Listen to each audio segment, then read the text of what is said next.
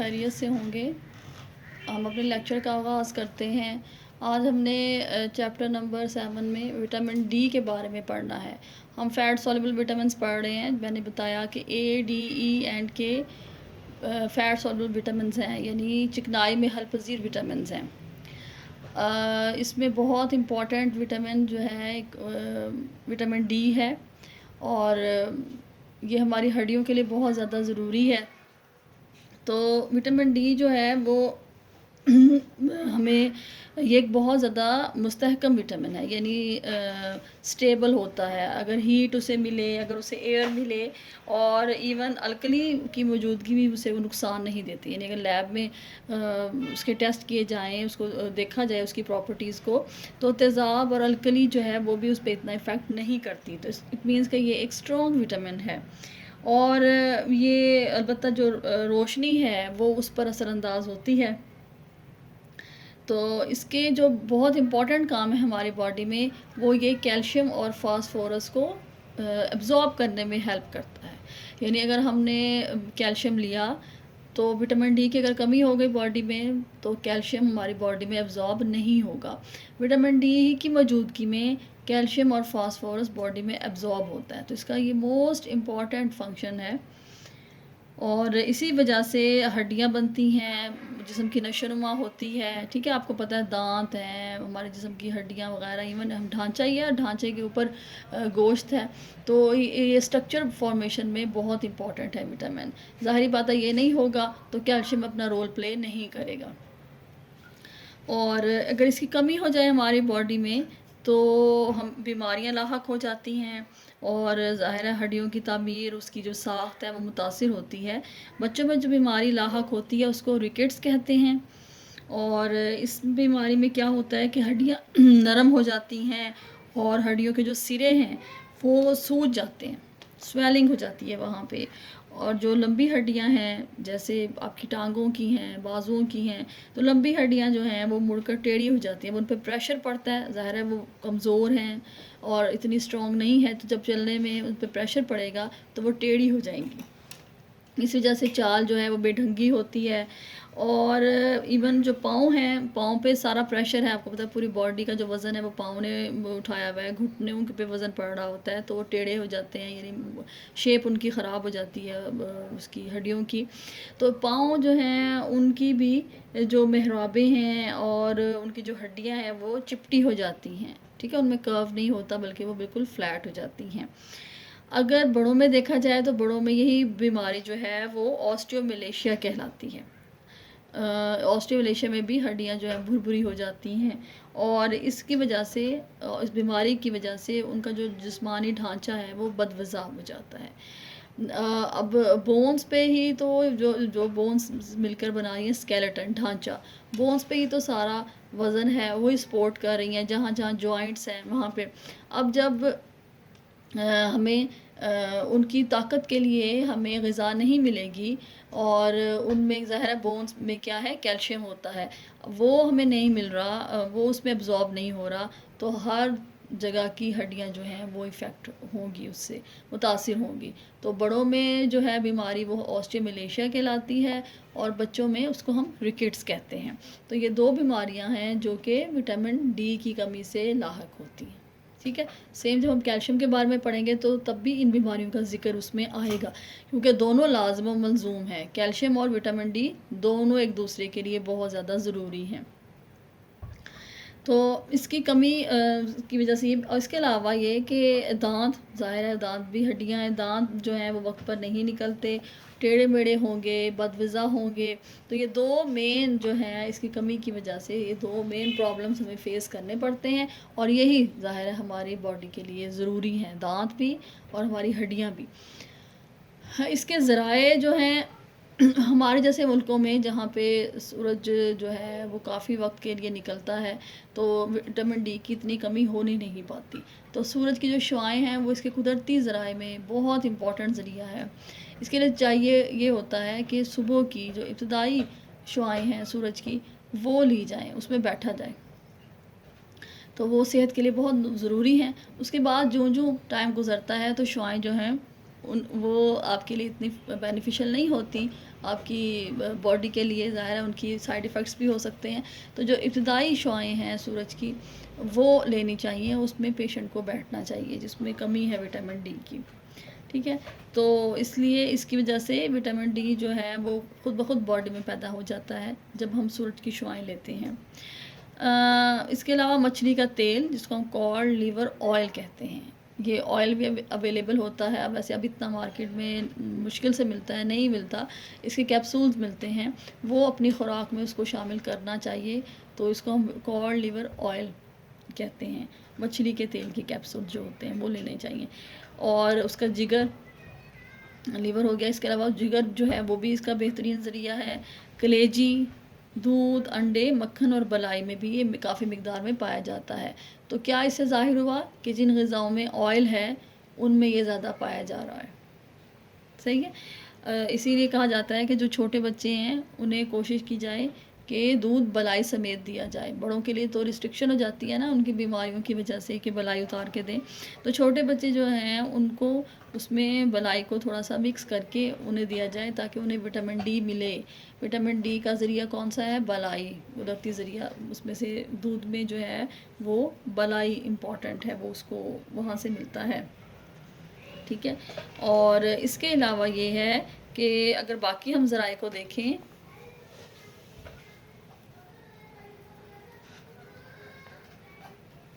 तो इसमें देखिए कि मक्खन 35 है। अब ये फ़ी 100 ग्राम है मिकदार, 100 ग्राम इसकी जो मिकदार है वो। और ये इसके जो है इंटरनेशनल यूनिट होते हैं, IU जो इसका यूनिट है।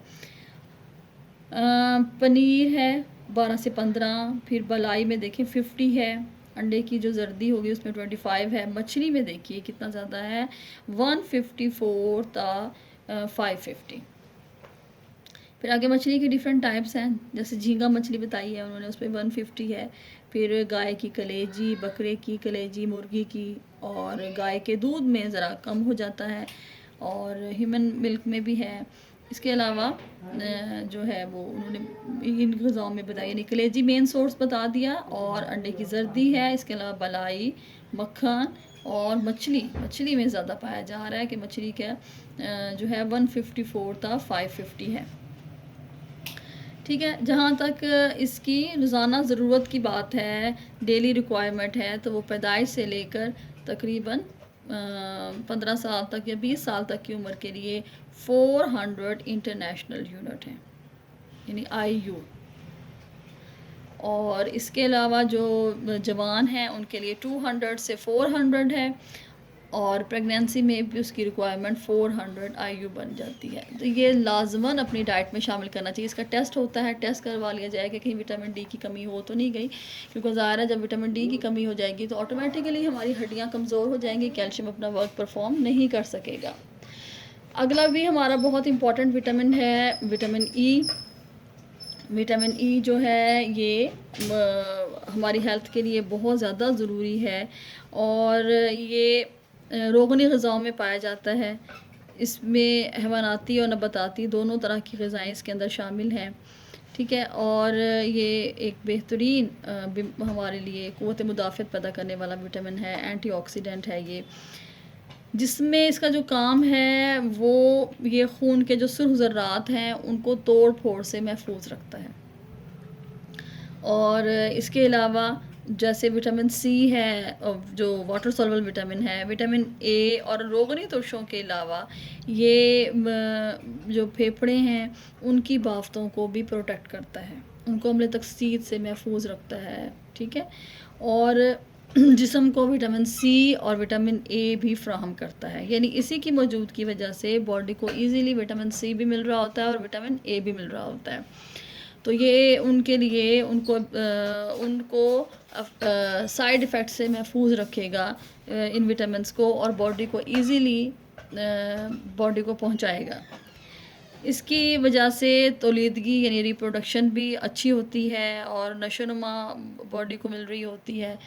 यानी इसका जो 3 मेन फंक्शंस हमने पढ़े कि ये खून के जो सुर्ख़ ज़र्रात हैं उनको तोड़ फोड़ से महफूज रखता है, उनकी डिस्ट्रक्शन नहीं हो पाती। फिर अम्ल तौलीदगी के लिए इम्पॉर्टेंट है, नशोनुमा के लिए ज़रूरी है, और बॉडी को विटामिन सी और विटामिन ए जो है वो प्रोवाइड कर रहा होता है। इसकी कमी की जो है वजूहात या इसकी कमी के असरात वो अभी तक नज़र नहीं आए, क्योंकि जिस्म में जो है या हमें ख़ुराक में हमें इजीली अवेलेबल है कि इसकी कमी नहीं हो पाती, और उसकी वजह से जो उसके असरात हैं, जो बीमारियां हैं, वो अभी तक वाज़े नहीं हो पाई। ज़राए में ज़ाहिर है वीट जर्म, जो तुख़्म गंदम होता है, गंदम का अंदरूनी हिस्सा है जहाँ से एक प्लांट निकलना होता है, जो उसका इंटरनल पोर्शन है और मोस्ट इम्पॉर्टेंट पोर्शन है, जिसमें ज़ाहिर ग़िज़ाइयत है।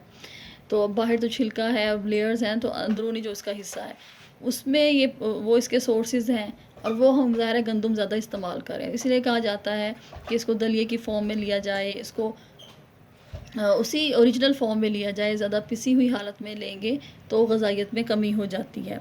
इसके अलावा नबाताती तेल में पाया जाता है, घी और अनाजों में, सूरजमुखी के बीज में। इसके ये तो हो गए हमारे प्लांट सोर्सेज। एनिमल सोर्सेज में ये मक्खन में, मछली के तेल में पाया जाता है, दूध, अंडे की जर्दी में ये इसके इम्पॉर्टेंट सोर्सेज हैं। ठीक है, तो ये उन यानी तेलों में पाया जा रहा है, और इसके अलावा ये है कि तुख़्म गंदम इसका बहुत इम्पॉर्टेंट सोर्स है। जहाँ तक बात है विटामिन के की, अच्छा इसकी भी कमी जो है, विटामिन ए की जो कमी है वो इतनी ज़्यादा होने नहीं पाती। तो अगर इसकी हम रिक्वायरमेंट देखें तो वो तकरीबन 15 मिलीग्राम जो है आईयू इंटरनेशनल यूनिट जो है वो रोज़ाना दरकार होती है, और अगर प्रेगनेंसी में देखा जाए तो ये रिक्वायरमेंट बढ़ जाती है, यानी 15 मिलीग्राम डेली ही चाहिए होती है। जो इसके यूनिट्स हैं आईयू इंटरनेशनल यूनिट्स में ये मेजर किए जाते हैं, तो उसमें 15 मिलीग्राम हमें ये चाहिए होती है, और प्रेगनेंसी में इसकी रिक्वायरमेंट इससे ज़रा बढ़ जाएगी। तो ये अमूमन उसकी कमी बॉडी में नहीं हो पाती, विटामिन ए की कमी। आगे है विटामिन के, जो हमारा लास्ट है, यानी ए, डी, ई एंड के हम पढ़ रहे हैं। तो विटामिन के बहुत भी इम्पॉर्टेंट है। इसका सबसे इम्पॉर्टेंट अगर हम रोल देखें ना, तो ये ब्लीडिंग को रोकता है, यानी खून को गाढ़ा करता है, उसको मुंजमद करता है, और उसको ज़ाया होने से रोकता है, ब्लीडिंग नहीं हो पाती इसकी वजह से। तो विटामिन ए के की ज़ाहिरी सी बात है कि बॉडी में कमी नहीं होनी चाहिए, और अगर इंसान की ब्लीडिंग नहीं रुकेगी तो क्या होगी, उसकी डेथ हो जाएगी। तो इसकी कमी की वजह से खून का जो कोगुलेशन है, उसका जो इंजमाद है, उसकी जो जमने वाला उसका जो प्रोसेस है, उसकी सलाहियत कम हो जाती है, और इस वजह से इसकी कमी जो है तो नहीं होनी चाहिए। और इसकी कमी की वजह से यरकान का भी सबब होता है, यानी यरकान भी इसकी कमी की वजह से लाहक होता है। इसके अलावा अगर ये ऐसा हो, कमी हो, तो जिगर के जो खुलियात हैं वो भी नाकारा हो जाते हैं। ज़रा यरकान वगैरह हो रहा है तो जिगर के जो खुलियात हैं वो नाकारा हो जाते हैं, और अमूमन जो छोटे बच्चे हैं, नौज़ायदा बच्चे हैं, न्यू बॉर्न, उनमें विटामिन के की कमी होती है। तो लैक्टेटिंग मदर्स को ऐसी खुराक देनी चाहिए जिसकी वजह से उसकी कमी ना होने पाए। हाँ, अब इसमें जो है ज़ाहिर कमी होगी नौज़ादा बच्चों में, तो उससे बीमारी होगी जिसको हम हेमरेजेस कहते हैं। हेमरेजेस में ब्लीडिंग होती है, खून बहुत ज़्यादा ज़ाया होता है, और वो छोटे बच्चों में तो इतनी रेजिस्टेंस भी नहीं होती ना, तो वो ग्रेजुअली फिर उनकी डेथ हो जाती है। अच्छा, अब इसके ज़राए में हरी सब्ज़ियाँ, साग और गोश्त, और इसके अलावा अंडे की जर्दी। अब देखें, अंडे की जर्दी हमारे तमाम विटामिन, फैट सॉल्युबल विटामिन में फैट सॉल्युबल विटामिन में अंडे की जर्दी में फैट सॉल्युबल विटामिन पाए जा रहे हैं। तो अंडे की जर्दी बहुत इंपॉर्टेंट है। सोयाबीन का तेल और कलेजी भी इम्पॉर्टेंट है इसमें, वो भी हमें काफ़ी विटामिन में देखने में मिल रही है कि कलेजी में भी विटामिन पाए जा रहे हैं। तो ये इसके थे इम्पॉर्टेंट पॉइंट्स विटामिन के, और ये हमारे फैट सॉल्युबल विटामिन्स थे। आगे हम जो अपना नेक्स्ट टॉपिक स्टार्ट करते हैं वो हम विटामिन वाटर सॉल्युबल विटामिन्स के बारे में करते हैं, यानी पानी में हल पजीर विटामिन। इसमें विटामिन सी बहुत इंपॉर्टेंट है और आजकल आपने देखा है कि इस पर बड़ा ज़ोर भी दिया जा रहा है। विटामिन सी का इंटेक होना चाहिए। क्या किस में पाया जाएगा? सिट्रस फ्रूट्स में पाया जाएगा, वो फ्रूट्स जिनके अंदर खटास है, यानी ज़्यादातर में खटास है। इसके अलावा देखिए अमरूद में भी तो विटामिन सी है, और जो बाकी हैं ग़िज़ाएँ, धनिया में भी पाया जाता है, सब्ज़ मिर्च में भी पाया जाता है, लेकिन अमूमन वो फ्रूट्स जिनके अंदर क्या है, हमें खटास महसूस होती है, जैसे ऑरेंजेस हैं, और जैसे है grep fruit, lemon.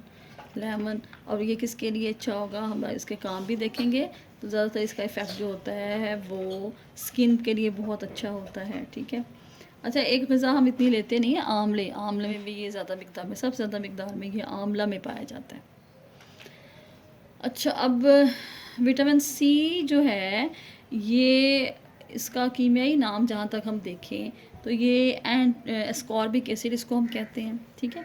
Ascorbic acid है इसका नाम, कीमियाई नाम। और ये जो लफ्ज़ है एस्कॉर्बिक एसिड, ये एंटी स्कॉर्ब्यूटिक से निकला है, स्कॉर्ब्यूटिक से निकला है, एंटी स्कॉर्ब्यूटिक। इसका मतलब क्या है कि ये स्कर्वी प्रिवेंटिव है, यानी स्कर्वी एक बीमारी है जो विटामिन सी की कमी की वजह से लाहक होती है। तो ये स्कर्वी प्रिवेंटिव है, ये स्कर्वी से बचाता है, और इसीलिए इसका नाम क्या बना? Ascorbic acid. अब अस्कॉर्बिक एसिड की से ही ये सारे नाम निकल रहे हैं। ये एंटी स्कॉर्ब्यूटिक है, और इसके अलावा क्या है कि ये एंटी स्कॉर्ब्यूटिक का मतलब क्या हुआ? ये स्कर्वी प्रिवेंटिव है। ये तमाम जो विटामिन्स हैं उनमें सबसे ज़्यादा नाजुक है, हसास है, और ऑक्सीजन की अगर मौजूदगी इसको मिले, मतलब एयर में ये रखा जाए तो ये ज़ाया हो जाता है। तो इसको क्या करना चाहिए? फ़ौरन इसका इंटेक होना चाहिए, इसको ज़्यादा एक्सपोजर नहीं देना चाहिए, क्योंकि ये ताज़ा फलों में पाया जा रहा है, सब्जियों में पाया जा रहा है, ठीक है। और कुकिंग बहुत ज़्यादा मैटर करती है कि हमारा जो मेथड ऑफ कुकिंग है वो कैसा है। अगर हम इस विटामिन सी वाली ग़िज़ाओं को ज़्यादा कुक करेंगे, ज़्यादा एक्सपोजर देंगे हीट का, एयर का, तो क्या होगा? वो विटामिन ज़ाया हो जाएगा। इसलिए इसको कोशिश करनी चाहिए कि इतना ज़्यादा हम हीट और वो एयर में ना इसको एक्सपोज़ करें। ये पानी में बहुत आसानी से हल हो जाता है, वजह क्योंकि ये पानी में हल पजीर विटामिन है। तो जिन ग़िज़ाओं में ये पाया जाएगा वो पानी में फ़ौरन डिज़ोल्व हो जाएगा अगर हम उनमें पानी ऐड करें तो। इसके जो बॉडी में काम हैं वो बहुत इम्पॉर्टेंट काम हैं, रेजिस्टेंस के लिए इम्पॉर्टेंट है।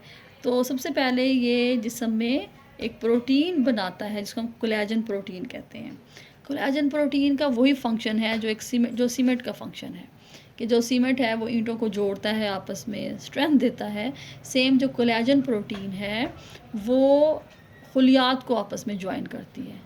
तो इसलिए ये मोस्ट इम्पॉर्टेंट इसका रोल है कि ये एक प्रोटीन बनाता है जिसको हम कोलेजन प्रोटीन कहते हैं। फिर इसी विटामिन की वजह से जो हमारे ज़ख़म हैं वो जल्दी मुंदमिल होते हैं, यानी वो जल्दी भरते हैं, और दांतों के लिए और हड्डियों के लिए भी ये ज़रूरी है। पीछे हमने विटामिन डी के बारे में पढ़ा ना, हड्डियों और दांतों के लिए ज़रूरी है। ऐसे विटामिन सी आपके मसूड़ों के लिए, आपकी हड्डियों के लिए, आपके दांतों के लिए ज़रूरी है। तो जो मसूड़ों के टिश्यूज़ होते हैं, उनकी बाफ्तें होती हैं, उनको ये स्ट्रेंथ देता है, ताकत देता है। और इसके अलावा जो हमारे पट्ठों की बाफ्तें हैं उनके लिए भी, उनको बनाने के लिए भी ये विटामिन इम्पॉर्टेंट है। यानी विटामिन सी की कमी हो जाएगी तो क्या हो जाएंगे? हमारे जो दांतों को सपोर्ट किए हुए मसूड़ों ने वो उनमें कमज़ोरी आ जाएगी, उनमें स्ट्रेंथ नहीं होगी। फिर हमारे जो खून में शरियानें होती हैं, बहुत बारीक बारीक शरियानें, उनमें फ्लेक्सिबिलिटी पैदा करता है। लचक नहीं होगी तो क्या होगा? खून प्रॉपर्ली उसमें से फ़्लो नहीं करेगा। फ्लेक्सिबिलिटी अगर उनमें नहीं होगी, वो बिल्कुल ही क्या कहना चाहिए, अकड़ी हुई होंगी, तो वो उसके लिए नहीं है, बल्कि उसकी फॉर्म असल में कौन सी होनी चाहिए, फ्लेक्सिबल फॉर्म। तो उनको जो खून की जो बारीक शरीयानें हैं उनको ये फ्लेक्सिबिलिटी देता है ये विटामिन, और इसके अलावा उन्हें स्ट्रेंथ देता है, ताकत देता है, मजबूती देता है। फिर आयरन की फॉर्म्स होती हैं फेरक और फेरस। तो आयरन की जो फॉर्म है फेरक, उसमें सॉरी आयरन को जो है फेरक में तब्दील करके ये बॉडी में एब्जॉर्ब करने के काम आता है। ठीक है, तो आयरन जो है हमारी बॉडी के लिए बहुत ज़रूरी है। किस लिए ज़रूरी है आयरन? खून बनाने के लिए बहुत ज़्यादा ज़रूरी है। तो ये आयरन की फॉर्म्स को चेंज करता है और फेरिक को फेरस में कन्वर्ट करता है, जिसकी वजह से हमारी बॉडी में ब्लड जो है वो बनता है, आयरन एब्जॉर्ब होता है। और अगर देखा जाए तो हम जितना आयरन ले रहे हैं वो हमारी बॉडी में उतना एब्जॉर्ब नहीं होता। यानी अगर हम खुराक के ज़रिए आयरन ले रहे हैं ना, या सप्लीमेंट्स के ज़रिए, तो वो हमारी बॉडी में इतना एब्जॉर्ब नहीं होता। किसकी मौजूदगी में होगा? विटामिन सी की मौजूदगी में। जिस तरह मैंने आपको बताया कि विटामिन डी ज़रूरी है कैल्शियम एंड फास्फोरस के जज्ब होने के लिए, सेम विटामिन सी ज़रूरी है कैल्शियम वो आयरन के एब्जॉर्प्शन के लिए। विटामिन सी की अगर हम इंटेक लेंगे तो आयरन एब्जॉर्ब होता है हमारी बॉडी में। वजह बता दी ना कि उसकी जो उसका जो साख्त है उसको थोड़ा चेंज कर देता है, तो इजीली एब्जॉर्ब हो जाता है। विटामिन अगर आयरन हमारी बॉडी में एब्जॉर्ब ना हो तो क्या होगा? हीमोग्लोबिन की कमी हो जाएगी। ठीक है, ब्लड ज़ाहिर है ऑटोमेटिकली ब्लड की कमी हो जाएगी बॉडी में। तो इसीलिए आप देखा होगा कि अक्सर जब हम मीट, क्योंकि आयरन मीट में भी पाया जा रहा है, मीट वगैरह लेते हैं और एग मीट वगैरह, तो हम क्या करते हैं, हम अगर उसके कुछ देर बाद विटामिन सी का इंटेक लें तो हमें फ़ील होता है कि ये हैवीनेस ख़त्म हो गई है और एब्जॉर्ब हो गया जल्दी से हमारा जो खाना है। तो अमूमन इसीलिए उन खानों के साथ नींबू वगैरह का भी इस्तेमाल किया जाता है। तो विटामिन सी जो है वो आयरन एब्जॉर्प्शन में इम्पॉर्टेंट है। जिस समय मैंने बताया पहले कि रेजिस्टेंस पैदा करता है बीमारियों के ख़िलाफ़ और जर्म्स के ख़िलाफ़, और इसके अलावा ये है कि कार्बोहाइड्रेट और प्रोटीन के भी इंतज़ाम में हेल्प करता है। आयरन के इंतज़ाम में तो हेल्प करता है, इसके अलावा कार्बोहाइड्रेट और प्रोटीन के इंतज़ाम में, उनके कीमियाई प्रोसेस में भी ये बहुत ज़्यादा रोल प्ले करता है। तो ये जो ग़िज़ाई अज्जा हैं ये लाज़िम मलज़ूम हैं, ये एक दूसरे की हेल्प कर रहे होते हैं। ऐसा नहीं होता कि ये सिर्फ अपना अपना ही कर रहे हैं, बल्कि दूसरों के भी एब्जॉर्प्शन में, दूसरों के भी केमिकल प्रोसेस में, उनकी डाइजेशन वगैरह में, उनके एब्जॉर्प्शन में ये हेल्प कर रहे होते हैं। अब इसकी जो कमी है उसकी वजह से बीमारी लाहक होती है, जिसको हम स्कर्वी कहते हैं। और इस बीमारी में क्या होता है, इसीलिए ये स्कर्वी प्रिवेंटिव है ना विटामिन सी। तो इसकी जब कमी हो जाएगी तो स्कर्वी की बीमारी लाहक होगी, और इस बीमारी में भूख कम लगती है, वज़न भी कम हो जाता है, और ज़ाहिर बात है जब इंसान खाए पिएगा नहीं तो उसका मिजाज चिड़चिड़ा हो जाएगा और जिस्म में दर्द रहता है। फिर बताया कि कोलेजन बनाने में रोल प्ले करता है। अब कोलेजन की कमी हो जाएगी, कोलेजन नहीं बनेगी, उसकी फॉर्मेशन नहीं होगी, तो उससे हड्डियाँ, दांत, मसूड़े, पट्टे और रगों की जो बाफ्तें हैं वो कमज़ोर हो जाएंगी, और हड्डियों और दांतों में कैल्शियम और फास्फोरस भी वो जमा नहीं कर सकेंगे। दांत और हड्डियाँ जो हैं वो कमज़ोर हो जाएंगे। ठीक है, अब हमने पढ़ा था शरियानों के बारे में कि खून की बारीक बारीक जो शरियानें होती हैं उनको ये फ्लेक्सिबिलिटी देता है, उनको स्ट्रेंथ देता है।